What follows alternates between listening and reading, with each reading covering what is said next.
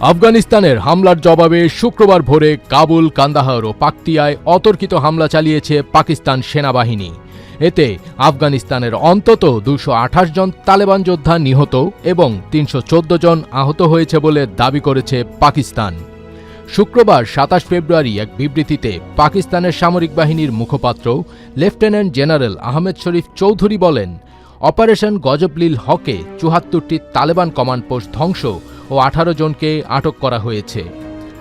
इसमें 274 तालिबान रजीम के एहलकार और ख्वारिज जहन्नम वासिल किए जा चुके हैं। अफगान तालिबान रजीम की 73 पोस्टें मुकम्मल तबाह की जा चुकी हैं। 73 पोस्ट अलॉन्ग दी पाक अफगान बॉर्डर। অন্যদিকে পাকিস্তানে তালেবান হামলায় ৫৫ জন সেনা নিহত হওয়ার দাবি করেছে তালেবান সরকার।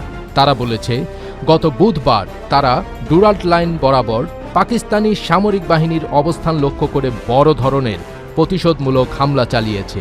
ওই হামলায় ৫৫ জন পাকিস্তানি সেনা নিহত হয়েছেন। এদিকে আন্তর্জাতিক গোয়েন্দা সংস্থা think tank open source intelligence এর ইউরোপ শাখা এক বার্তায় চাঞ্চল্যকর দাবি করেছে। তাদের দাবিতে বলা হয়েছে, পাকিস্তানের সেনাবাহিনী পরিচালিত অপারেশন গজবলিল হক অভিযানে আফগানিস্তানের ক্ষমতাসীন তালেবান সরকারের সর্বোচ্চ ধর্মীয় নেতা হিবাতুল্লাহ আখুনজাদা নিহত হয়েছেন। এদিকে পাকিস্তান থেকে আবারও হামলা শুরুর খবর বিবিসিকে নিশ্চিত করেছে আফগানিস্তানের খোস্ত এলাকার তালেবান সরকারি কর্মকর্তারা।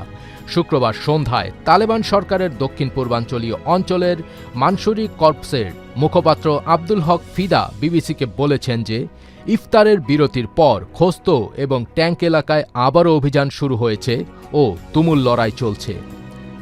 আলোচনার মাধ্যমে সমাধানের কথা বললেও একে অন্যের ওপর দায় চাপিয়ে মুখোমুখি অবস্থান নিয়েছে পাকিস্তান ও আফগানিস্তান। শুক্রবার দিনভর উত্তেজনার পর সংবাদ সম্মেলনে নিজেদের অবস্থান তুলে ধরেছে দুই দেশ। যুদ্ধের ক্ষয়ক্ষতি নিয়েও নিজেদের মতো বার্তা দিয়েছে তারা।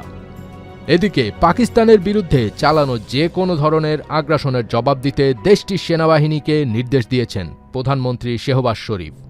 সব মিলিয়ে বলা চলে, দুদেশের মধ্যে সরাসরি যুদ্ধ শুরু হয়ে গেছে এবং এই যুদ্ধ দীর্ঘমেয়াদীও হতে পারে বলে ধারণা করছেন সামরিক বিশ্লেষকরা।